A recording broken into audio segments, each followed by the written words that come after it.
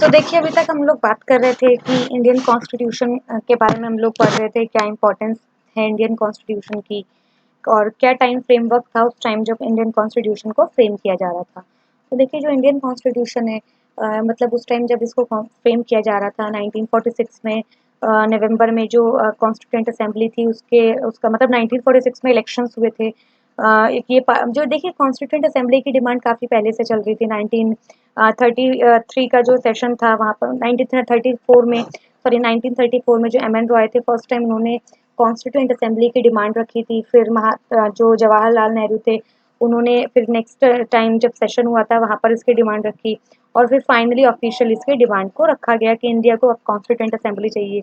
फिर first world war हो जाता है 1939 में स्टार्ट हो जाता है, उसका ब्रेकअप आई मीन वो स्टार्ट हो जाता है और उसके बाद फिर डिफरेंट मतलब ये पूरा चलता रहता है 1945 तक। इस बीच क्रिप्स मिशन आता है और अगस्त ऑफर होता आता है दिया जाता है by the government British government to Indians 1940 में। फिर 42 में क्विट इंडियन मूवमेंट होता है आफ्टर द क्रिप्स मिशन और उसके बाद काफ़ी मतलब ये इवेंट्स चलते रहते हैं इस तरीके से ताकि इंडिया को आप मतलब फ्री कर दीजिए।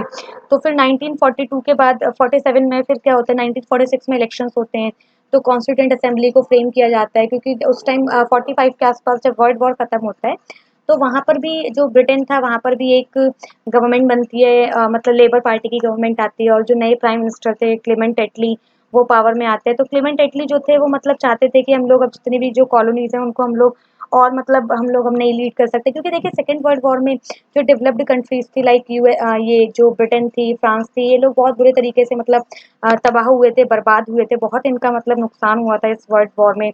हालाँकि इस वर्ल्ड वॉर का फ़ायदा अमेरिका को हुआ था और अमेरिका एक वर्ल्ड पावर के फॉर्म में 1945 के बाद निकल के सामने आता है और एक दूसरा कंट्री जो था वो यूएसएसआर सामने आता है।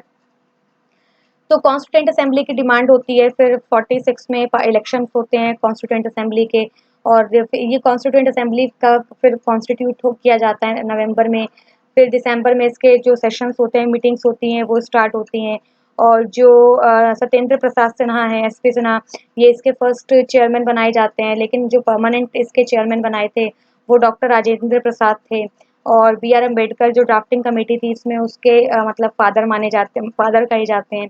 इनफैक्ट इंडियन कॉन्स्टिट्यूशन के फादर ही डॉक्टर बी आर अम्बेडकर को माना जाता है, बोला जाता है क्योंकि ओवरऑल जो फ्रेम करने की रिस्पॉन्सिबिलिटी थी वो डॉक्टर अम्बेडकर की थी क्योंकि डॉक्टर अम्बेडकर जो थे वो professionally he was a lawyer, वो लॉयर थे, बहुत अच्छा उनको मतलब ये लीगल जो नॉलेज थी बहुत अच्छी थी तो इसलिए मतलब वो उनका बहुत बड़ा कॉन्ट्रीब्यूशन है कॉन्स्टिट्यूशनल फ्रेमवर्क में। तो इस तरीके से भारत का कॉन्स्टिट्यूशन करीब इसको 2 ईयर्स 11 मंथ्स एंड 18 डेज़ का टाइम लगता है, 2 साल 11 महीने 18 दिन और करीब दुनिया के 60 प्लस कंट्रीज़ के जो कॉन्स्टिट्यूशन था, उसको बहुत अच्छे से रैंसैक करने के बाद मतलब छान-बीन करने के बाद इन्वेस्ट पढ़ने के बाद हमारे कॉन्स्टिट्यूशन को फ्री किया जाता है आई मीन फ्रेम किया जाता है और बहुत सारे प्रोविजंस जो हैं मतलब वो काफ़ी कंट्रीज़ के कॉन्स्टिट्यूशन से जो लगा कि एक प्रोविजन यहाँ पर बहुत अच्छा है लाइक बिल ऑफ राइट्स देखा यूएसए का जिसको हम लोगों ने फंडामेंटल राइट्स बनाया, फिर फंडामेंटल ड्यूटीज़ देखी अ, वहाँ रशिया से और आयरलैंड से हम लोगों ने डीपीएसपी जो directive principles of state policy है, प्रिएम्बल हम लोगों ने यूएसए से लिया, अमेंडमेंट का प्रोसीजर हम लोगों ने साउथ अफ्रीकन कॉन्स्टिट्यूशन से लिया और जो हमारे कॉन्स्टिट्यूशन में मतलब काफ़ी चीज़ें जो हैं जॉइंट सेशन गवर्नर का ऑफिस ये सारी चीज़ें जो हैं हम लोगों ने अपनी जो है अदर कॉन्स्टिट्यूशन से जो अदर कंट्रीज़ के कॉन्स्टिट्यूशन से वहाँ से इनको हम लोगों ने लिया था। तो इसीलिए कॉन्स्टिट्यूशन को कई बार बोरोड कॉन्स्टिट्यूशन भी बोला जाता है बट ऐसा नहीं है हम लोगों ने सिर्फ बोरो किया कॉपी पेस्ट कर दिया। काफ़ी मतलब इसको डिटेल इंस्पेक्ट करने के बाद इन्वेस्टिगेट करने के बाद कॉन्स्टिट्यूशन को फ्रेम किया गया था। उसके बाद फिर देखिए क्या होता है कि कॉन्स्टिट्यूशन को बनाया गया और उसके बाद फिर आज तक इसमें काफ़ी चेंजेस किए जा रहे हैं क्योंकि वो टाइम फ्रेम कुछ और था और अभी टाइम जो है वो कम्प्लीटली डिफरेंट है, ठीक है। तो अब आता है नेक्स्ट इसमें जो मर्जर हुआ था प्रिंसली स्टेट्स का विद इंडिया और पाकिस्तान या remain independent was difficult to design. तो देखिए अभी हम लोगों ने ये पढ़ा था कि रिलीजियस डिफरेंसेस की वजह से रिलीजियस डिफरेंस की वजह से भी कंट्री को डिवाइड किया गया था। तो मैंने आपको बताया इंडिया पाकिस्तान 2 कंट्री बने थे। तो अब इंडिया पाकिस्तान जो 2 कंट्री बने थे तो देखिए जो मोहम्मद अली जिन्ना थे उन्होंने 1940 में जो कराची सेशन हुआ था वहाँ पर डिमांड रखी कि हम लोगों को अब सेपरेट कंट्री चाहिए for the protection of Muslims interest Muslims जो माइनॉरिटी है इंडिया में। तो उन्होंने जो कहा कि जो भी मतलब इंडिया में मुस्लिम मेजॉरिटी एरियाज़ हैं, रीजन्स हैं, हम उसको पाकिस्तान उसको मिला के पाकिस्तान बनाना चाहते हैं। तो उनका जो मतलब मेन इंटेंशन था वो था जो पंजाब साइड है, नॉर्थ वेस्ट फ्रंटियर प्रोविंस में जो वेस्ट पंजाब है और लाहौर वाला हिस्सा था, और इधर ईस्टर्न इंडिया में जो वेस्ट बंगाल जो ईस्ट बंगाल का एरिया है, असम का कुछ पार्ट था। तो यहाँ पर इनको मिला के इन्होंने क्या किया था, मतलब जो मुस्लिम्स ये उस टाइम के जो लीडर्स थे, इन्होंने डिमांड रखी थी कि हम लोगों को सेपरेट कंट्री पाकिस्तान बनाना है on the basis of religion. तो फिर ये फॉर्मेट भी किया गया और देखिए आज पाकिस्तान हम लोग सबके सामने है 1947 के बाद से। तो फिर वहाँ पर क्या होता है, देखिए अब पाकिस्तान की डिमांड को फुलफिल किया गया, क्योंकि उस टाइम सिचुएशन ऐसी आ गई थी, इतना मतलब ब्लड शेड हो गया था, इतने राइट्स हो गए थे। और फिर 16 अगस्त 1946 में तो जो मोहम्मद अली जिन्ना ने, तो उन्होंने क्लियर बोल दिया था कि 16 अगस्त जो है हम लोग का डायरेक्ट एक्शन डे होगा, यानी अगर पाकिस्तान की डिमांड को एक्सेप्ट नहीं किया गया तो हम लोग क्या करेंगे, मतलब हम लोग फिर जो हम लोगों को ठीक लगेगा हम लोग वो करेंगे। उसके बाद फिर क्या होता है, देखिए अब डिफरेंट जो ब्रिटिश गवर्नमेंट थी उनके सामने भी बहुत ज़्यादा चैलेंजेस थे कि क्या किया जाए। क्रिप्स मिशन आता है, वो फेल हो जाता है। फिर कैबिनेट मिशन आता है 1946 में, जिसमें मेनली 3 मेंबर्स थे, सर लॉरेंस पैथिक थे, एवी अलेक्जेंडर थे और सर स्टैफोर्ड क्रिप्स थे। तो ये 3 नाम आपको याद रखना है, कैबिनेट मिशन के कौन मेंबर्स थे। तो यहाँ पर इनकी जो डिमांड थी उसको किया गया। आई मीन इन ये जो सारे मिशन आए थे, वेवल प्लान आया था 1945 में। तो अल्टीमेटली ये सारे जो मतलब प्रपोजल्स थे, जो मतलब एक ऑफर था, ये सब फेल हो जाते हैं। फिर 1947 में क्या होता है, 1946 में 7 में, यस 47 में फिर जो माउंटबेटन थे, जो इंडिया के last viceroy of India और first governor general of independent India जो थे ब्रिटिश, तो उनको भेजा जाता है और उन्होंने फाइनली फिर डिसाइड किया कि ठीक है हम लोग ऐसा करते हैं। उन्होंने 3 जून को अपना प्लान दिया, जो इंडिया के सिख कम्युनिटी थी, जो मुस्लिम लीग थे, जो इंडियन नेशनल कांग्रेस के लीडर्स थे, इनके साथ मीटिंग की और फाइनली 3 जून 1947 को डिसाइड किया कि हम लोग अब क्या करेंगे, हम लोग इंडिया के मतलब हम लोग दो को डोमिनियंस बनाएंगे, एक इंडिया और पाकिस्तान, और प्रिंसली स्टेट्स जो है उनका जो फ्यूचर होगा वो एक बार पार्टीशन हो जाए, एक बार मतलब हम जब पावर ट्रांसफ़र करने का डिसाइड कर लेंगे, उसके बाद हम लोग फाइनल डिसीजन लेंगे कि इनके साथ क्या करना है। तो जो प्रिंसली स्टेट्स थे, मैंने आपको बताया है अर्लियर स्लाइड्स में, प्रिंसली स्टेट्स का क्या मतलब होता है। प्रिंसली स्टेट्स का मतलब जो यहाँ पर जो मतलब प्रिंसेस थे, जो राजा थे उस टाइम के, तो उनका क्या मतलब वो अपने एरिया में वो सुप्रीम हुआ करते थे। लेकिन ऐसा नहीं है कि अल्टीमेट पावर उनके हाथ में थी, वही कंट्रोल करते थे। उनके ऊपर जो मतलब पैरामाउंट्स थी, जो सुप्रीमेसी थी, वो अल्टीमेटली ब्रिटिश गवर्नमेंट की थी। लेकिन ये लोग जो थे मतलब वो सुजेरियन सिस्टम चल रहा था वहाँ पर। तो अब प्रिंसली स्टेट्स आज़ादी के बाद इनका जो माउंटबेटन प्लान था उसमें 3 ऑप्शन दिए गए थे कि भई आपको इंडिया में रहना है, और you want to merge with Pakistan, और you want to remain independent, कि आपको इंडिपेंडेंट रहना है, इंडिया के साथ रहना है या पाकिस्तान के साथ रहना है। तो most of the princely states जो थे यानी कि 562 के आसपास, उन्होंने एग्री कर दिया। तो सरदार पटेल ने सबके साथ मतलब बात की, सबको मतलब कन्विंस किया कि आपको इंडिया में ही मिल जाना चाहिए, बिकॉज़ अल्टीमेटली आप जो है इंडिया का ही पार्ट हैं। तो वो एग्री कर जाते हैं और उनके साथ जो डॉक्यूमेंट्स थे प्रॉपर, जो मतलब मर्जर डॉक्यूमेंट्स थे, जिसको इंस्ट्रूमेंट ऑफ एक्सेशन का नाम दिया जाता है, वो साइन करवा के उनको इंडिया में मर्ज कर दिया गया। फिर जो इंडिया पाकिस्तान डोमिनियंस थी, मतलब जो कुछ जो एरियाज़ थे इंडिया के, जैसे जूनागढ़ गुजरात में, एंड हैदराबाद साउथ जो मतलब सदर्न इंडिया है, आंध्र प्रदेश आज की डेट में, और जो जम्मू एंड कश्मीर है। तो ये वाले जो पार्ट्स थे, यानी जो 3 पर्टिकुलर प्रिंसली स्टेट्स थे, ये लोग जो थे अपोज कर रहे थे। I mean they people they princely states don't want to get merge in India. तो इनमें से जो मतलब हैदराबाद के जो नवाब थे, उनको मतलब पुलिस एक्शन के थ्रू फिर सरदार पटेल ने इंडिया में मर्ज कर किया। देन जो जूनागढ़ थे वहाँ पर मतलब उनके साथ भी ये डॉक्यूमेंट साइन करा के, बात करके उनको इंडिया में मर्ज किया। और जम्मू कश्मीर के जो राजा थे उस टाइम, जो राजा हरी सिंह थे, राजा हरी सिंह थे, उनको साथ भी मतलब बात करके, और उनके भी मतलब जो है इंडिया में instrument of accession Jammu Kashmir का भी साइन करा, और वो भी अल्टीमेटली इंडिया में उसको मर्ज किया।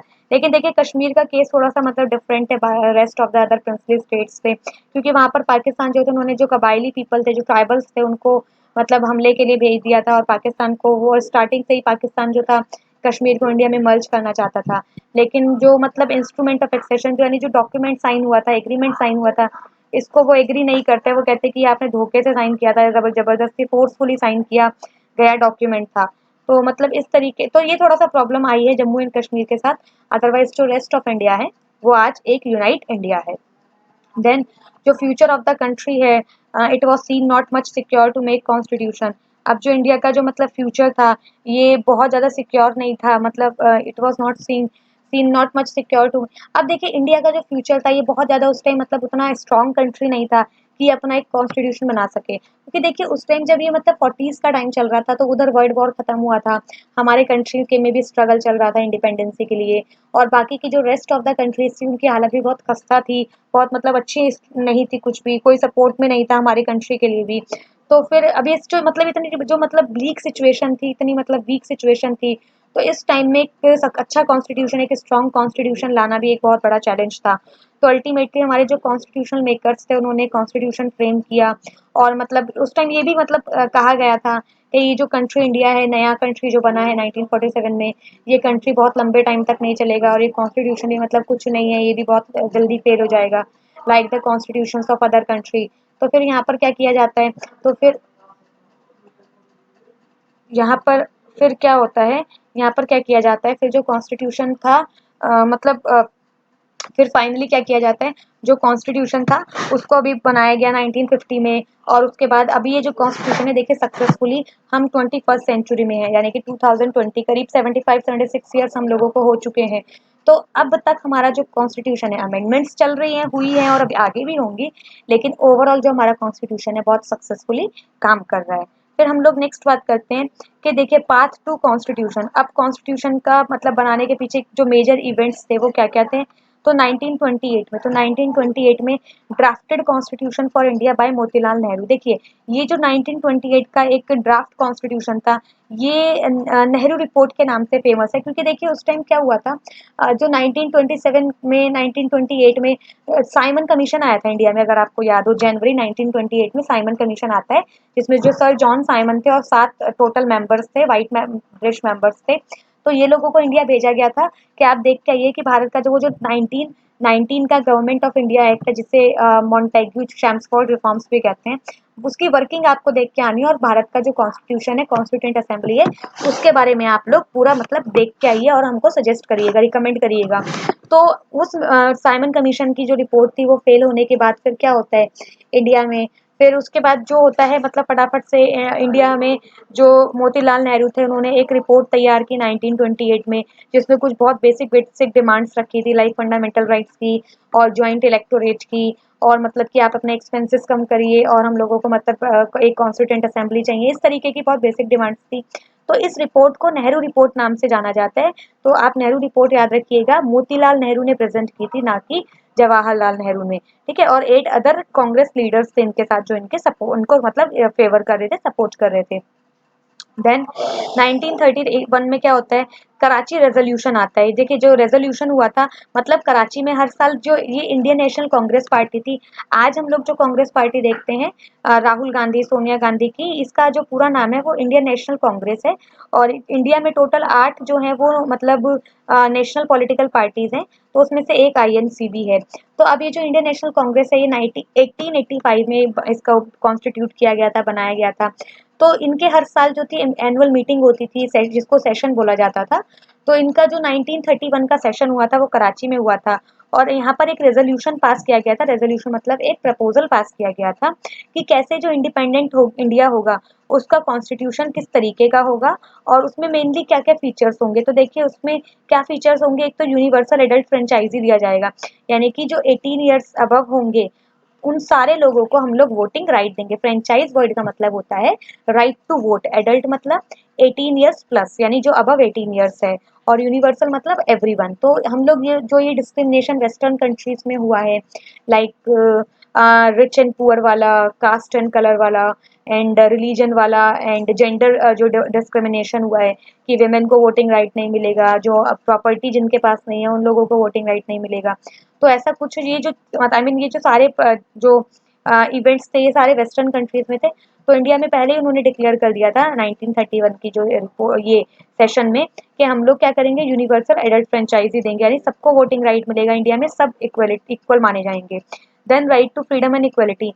फिर जो फ्रीडम एंड इक्वलिटी है वो इंश्योर की कि सबको फ्रीडम और इक्वलिटी दी जाएगी। Then protecting the rights of minorities.